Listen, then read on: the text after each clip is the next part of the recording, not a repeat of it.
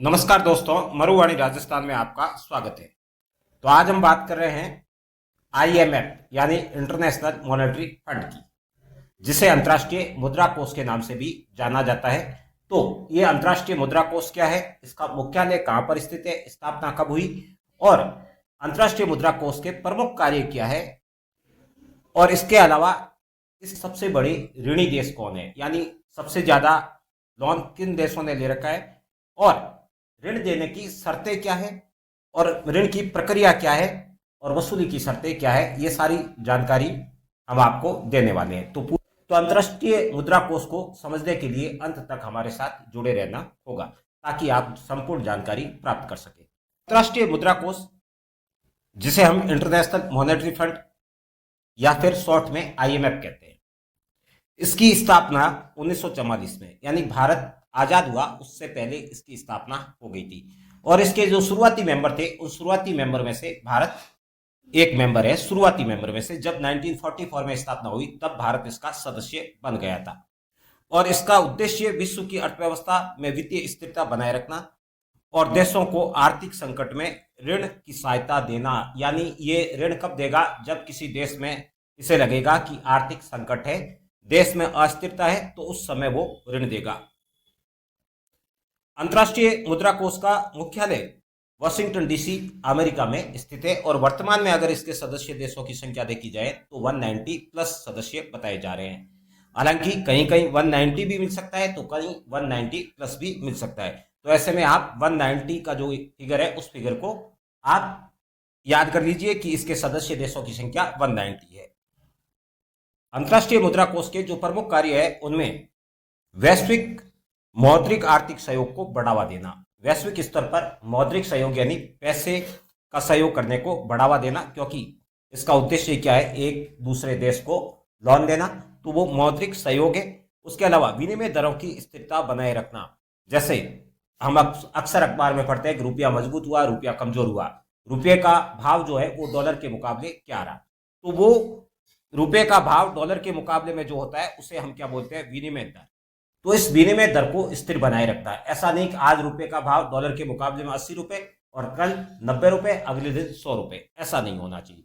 रुपए का भाव 80 रुपए है तो वो थोड़ा बहुत ऊपर नीचे हो सकता है, 81 जा सकता है और नीचे 79 जा सकता है। अगर 90 है तो फिर 89 जा सकता है या 91 जा सकता है, लेकिन ऐसा नहीं कि 90 से सीधा 100 जंप लगा दे और टूट के कितना आ जाए, 90 से 80 आ जाए, तो ऐसा ना हो। इसका भी ध्यान रखने का काम किसका है, आईएमएफ का। उसके बाद आर्थिक संकट में ऋण सहायता प्रदान करना, जो इसके प्रमुख कार्य में से एक है। जो देश है उसके ऊपर किसी प्रकार का आर्थिक संकट है तो आर्थिक संकट के समय ऋण देता है। अर्थव्यवस्था की निगरानी करना, सदस्य देशों की अर्थव्यवस्था का आकलन करके उनकी नीति संबंधी सुझाव देना। ये सुझाव भी देता है कि आपको किस तरह से अर्थव्यवस्था को हैंडल करना है ताकि देश का रेवेन्यू जनरेट हो सके और आपकी आय है वो बढ़ सके। मुद्रा कोष के सबसे बड़े ऋणी देश कौन से हैं, यानी सबसे ज्यादा ऋण किसने ले रखा है, कौन से देश है जिन्होंने अंतर्राष्ट्रीय मुद्रा कोष से सबसे ज्यादा लोन ले रखा है। Top 10 countries with the highest outstanding debts to the International Monetary Fund. तो सबसे पहले अर्जेंटीना है, जो अपनी टोटल जीडीपी का 5.3% ले रखा है, जो एक यूरोपियन कंट्री है, सबको पता है। और अर्जेंटीना को हम और आप सारे लोग किसके लिए जानते हैं, फुटबॉल के लिए जानते हैं। लेकिन आपको यह पता नहीं होगा कि अर्जेंटीना के ऊपर आईएमएफ का सबसे ज्यादा लोन है। तो अर्जेंटीना, उसके बाद इजिप्ट जिसे हम हिंदी में मिस्र कहते हैं, उसके बाद यूक्रेन। और यूक्रेन की प्रेजेंट स्थिति क्या है, सबको पता है, रशिया और यूक्रेन कहां उलझे हुए। तो यूक्रेन ने अपनी टोटल जीडीपी का 4.7% आईएमएफ से लोन ले रखा है। उसके बाद पाकिस्तान, जो हमारा पड़ोसी देश है, उसने अपनी जीडीपी का 1.8% लोन ले रखा है, जो टोटल 7 बिलियन बताया जा रहा है। लेकिन प्रेजेंट में जो उसे एक्स्ट्रा लोन मिला है उस लोन को इसमें ऐड कर देंगे तो ये 3% के आसपास पहुंच जाएगा। उसके बाद इक्वाडोर, कोलंबिया, एंगोला, कीनिया, घाना और आइवरी कोस्ट, इन सारे देशों ने लोन ले रखा है। ये टॉप 10 में है। अब आपके मन में सवाल आ रहा होगा कि ये टॉप 10 कंट्रीज है जिन्होंने सबसे ज्यादा लोन ले रखा है और यहाँ हमारे यहाँ बताया जाता है कि भारत के ऊपर लोन बढ़ रहा है, उसका तो नाम ही नहीं है। तो आईएमएफ से उसने कोई लोन ले रखा है या नहीं ले रखा है, वो जानने का अगर आपके मन में विचार आ रहा है तो हम आपको उसकी भी जानकारी दे देते हैं। तो जहां तक भारत की बात की जाए तो भारत ने अब तक 3 बार आईएमएफ से लोन लिया है, 1948 में, उसके बाद 65 में, और थर्ड जो है 1991 में। 1991 में जो लोन लिया था उसके बाद कोई नया लोन नहीं लिया है, उसका सेटलमेंट हो चुका है। और ये जो लोन था वो लोन कब मिला? 1993 में। 1991 में लोन पास हो गया था, 1993 में इंडिया को लोन मिला था जिसका सेटलमेंट 2000 तक हो गया था। 2000 के बाद भारत ने किसी भी प्रकार का लोन नहीं ले रखा है। तो हमारा आईएमएफ के साथ किसी भी प्रकार का लोन नहीं है। इसका मतलब ये नहीं है कि आईएमएफ से हम लोन नहीं ले सकते, हम प्रेजेंट में भी लोन ले सकते हैं क्योंकि हम आईएमएफ के मेंबर हैं। और मेंबर होने के साथ हमारा एसडीआर स्पेशल ड्राइंग राइट्स भी है जो 13.1 बिलियन अबाउट $18 बिलियन है। 18 बिलियन के लगभग हमारा एसडीआर आज भी उपलब्ध है, हम लोन ले सकते हैं, लेकिन हम लोन लेते नहीं हैं क्योंकि आईएमएफ की जो शर्तें हैं वो शर्तें हमारे लिए कुछ बाध्यकारी है, जिन बाध्यकारी शर्तों के कारण हम लोन लेना पसंद नहीं करते। तो लोन 2.2 बिलियन कब मिला था? 1991 में फ्रॉम आईएमएफ 1991। और तब आपको बता दें कि हमारे जो पूर्व प्रधानमंत्री मनमोहन सिंह उस समय क्या थे? वित्त मंत्री। उन्होंने ये लोन पारित करवाया था और आईएमएफ ने जो शर्त रखी थी वो शर्त ये थी कि आपको मार्केट लिबरलाइज करना होगा, निजीकरण करना होगा, अगर आप ऐसा करेंगे तो हम लोन देंगे। तो भारत ने 1991 में लिबरलाइजेशन की पॉलिसी अडॉप्ट कर ली और मार्केट प्राइवेट प्लेयर्स के लिए ओपन कर दिया था, जिसके बाद वो लोन हमें 1993 में मिला, जिसका पेमेंट हम 2000 तक पूरा कर चुके हैं। उसके बाद हमने कोई नया लोन नहीं लिया है। लोन लेना पसंद नहीं करते, ये बात मैंने पिछली बार मतलब पिछली स्लाइड में बोली थी। तो उसका क्या कारण है? क्योंकि आईएमएफ की जो शर्तें हैं वो शर्तें हमारे लिए अनुकूल नहीं है, क्योंकि हम एक डेवलपिंग कंट्री है, साथ साथ में हम एक सोशल कंट्री भी है, समाज का विकास हमारे लिए सर्वोपरि है। तो जो आईएमएफ जो है वो कुछ इस तरह की आर्थिक पॉलिसी के लिए कहता है जो हमारे हित में नहीं हो सकती है, और हमारी कोई ऐसी प्रचंड पे समस्या नहीं है, हम किसी आर्थिक संकट से भी नहीं जूझ रहे हैं जो आईएमएफ के पास जाए और कहे कि हमें लोन दो। तो पहली इसकी शर्त जो है आर्थिक सुधार की योजना, जिसमें ये कह रहा है विस्तृत योजना बनानी होती है जिसमें सार्वजनिक खर्चों कटौती, कर सुधार और सब्सिडी घटाना शामिल हो सकता है, यानी सब्सिडी को घटाना होता है। तो इंडिया जो है हर चीज में सब्सिडी देता है। अब जैसे गैस का सिलेंडर ही हो गया, गैस का सिलेंडर जो है उसका मार्केट प्राइस कितना है? 1200, लेकिन हमसे कितना लिया जा रहा है? 800। तो अगर हम आईएमएफ के पास लोन लेने जाएंगे तो आईएमएफ सबसे पहले कहेंगे कि आप जो 400 रुपए एक सिलेंडर पे सब्सिडी देते हो उस सब्सिडी को बंद कीजिए, उसके बाद हम लोन देने वाले हैं।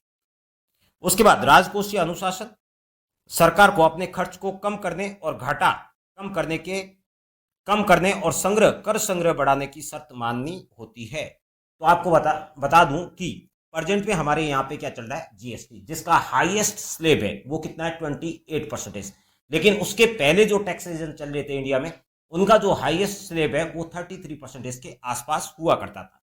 वेट का जो है, इससे पहले जो वेट चल रहा था वेट का 33% था, उसके पहले जो था उसका स्लैब उससे भी ऊपर था, क्योंकि तब हम आईएमएफ से लोन लेते थे और आईएमएफ कहता था कि आपको कर जो है बढ़ाने होंगे, तो हमें कर बढ़ाना पड़ता था और दूसरी तरफ सरकारी खर्च को भी कम करना पड़ता था। आप कोई नई कंपनी नहीं बना सकते, आप कुछ ऐसा काम नहीं कर सकते। तो 1991 से लेकर 1999 तक, जब तक हमारा पूरी तरह से लोन जो है वापस चुका नहीं दिया गया, तब तक कोई भी सरकारी कंपनी नहीं लगी, सारी सरकारी कंपनी बेचने का काम हुआ।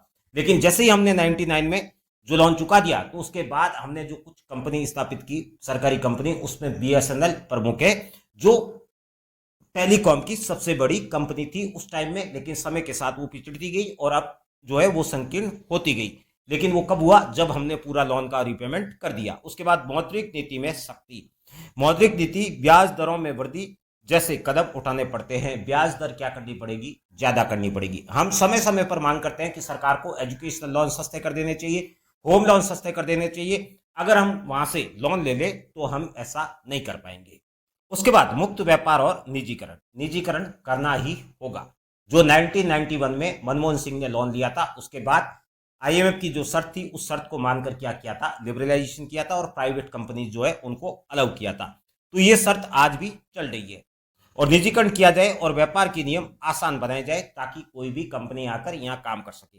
विदेशी मुद्रा विनिमय में सुधार किया जाए। मुद्रा दर को बाजार के अनुसार तय करने की व्यवस्था लागू करने पर जोर देता है। विनिमय जो है उसको स्थिर बनाए रखना है और उसमें कुछ सुधार करना है। निगरानी और रिपोर्टिंग, आईएमएफ जो है टाइम टाइम पर उस देश में देखते रहता है कि हम जो शर्तें दे रहे हैं, यानी टैक्स बढ़ा दो, सब्सिडी घटा दो, क्या सब्सिडी को बंद ही कर दो, और विदेशी जो कंपनियां आ रही है उनको अलाउ कर दो, निजी कंपनियां उनको अलाउ कर दो, तो ऐसा काम हो रहा है या नहीं हो रहा है इसकी निगरानी भी करता है और सरकार से रिपोर्ट भी मांगता है। तो इतनी सारी शर्तें होने के कारण हम आईएमएफ से लोन लेना पसंद नहीं करते।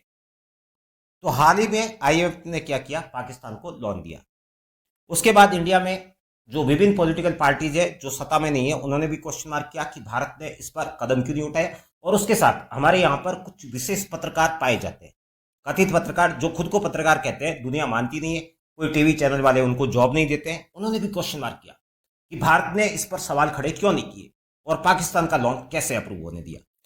तो इंटरनेशनल मॉनेटरी फंड जो भी लोन देता है वो उसके सदस्य देश है उसकी वोटिंग के बेसिस पर देता है, और वोटिंग का बेसिस है उनका कोटा।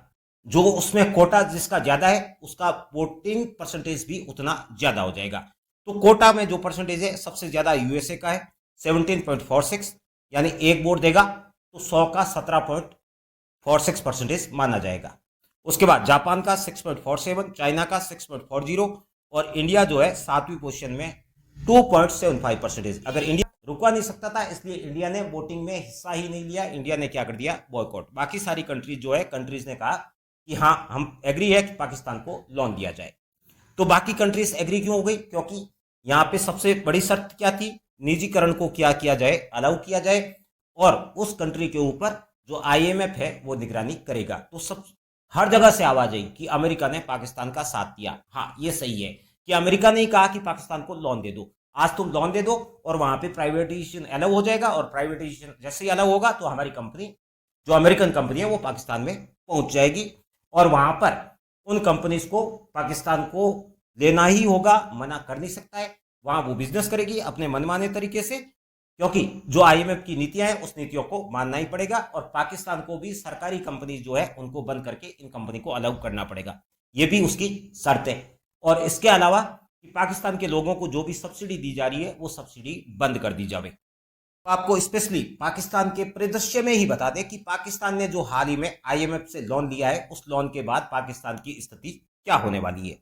तो आपको बता दें कि पाकिस्तान ने जो है प्रेजेंट में 3 बिलियन का ऋण पैकेज दिया है, जिसकी जो प्रमुख शर्तें हैं उसमें सब्सिडी की कटौती की जानी, सब्सिडी की जिसमें बिजली और पेट्रोलियम पर दी जाने वाली सब्सिडी में कटौती करनी पड़ी है। बिजली जो है महंगी हो गई है, और पेट्रोलियम जो पेट्रोल डीजल का भाव है वो भी बढ़ गया है। उसके बाद करों में वृद्धि की गई है, टैक्स नेटवर्क बढ़ाने और नई टैक्स नीतियां लागू करने और जीएसटी की दरें बढ़ाने की शर्तें रखी गई है। जीएसटी बढ़ानी पड़ेगी पाकिस्तान को।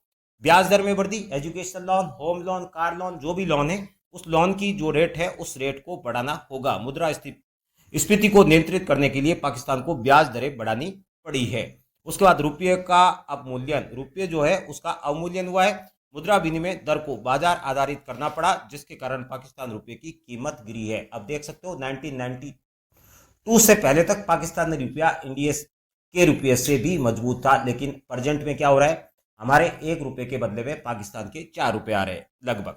राजकोषीय घाटा कम करने के लिए प्रतिबद्ध, सरकारी खर्च को कम करना है। जैसे भारत में नरेगा जैसी स्कीमें चल रही है, या फिर किसानों को 8,000 रुपये अब दिए जा रहे हैं, पहले कितने दिए जा रहे थे, 6,000 रुपये। राजस्थान में 8,000 है, पूरे भारत में नहीं है, तो आप 6,000 मान लीजिए। किसान सम्मान निधि के जो 6,000 रुपये दिए जा रहे हैं, तो आईएमएफ सबसे पहले कहता है कि आप उसको बंद कर दीजिए। हमारे यहाँ पे all over world national food security चलता है, जो इसमें 80 करोड़ के लगभग लोगों को मुफ्त खाद्यान्न मिलता है। तो आईएमएफ सबसे पहले क्या कहता, आप इसको भी बंद कर दीजिए। तो हम ये बंद नहीं कर सकते, लेकिन पाकिस्तान में कोई ऐसी स्कीम ही नहीं है। अगर कोई स्कीम चल रही है तो उसको बंद करना होगा। तो अब आपको समझ में आ गया होगा कि भारत आईएमएफ से लोन लेना पसंद क्यों नहीं करता है। थैंक यू, फिर मिलेंगे किसी नए टॉपिक के साथ। धन्यवाद।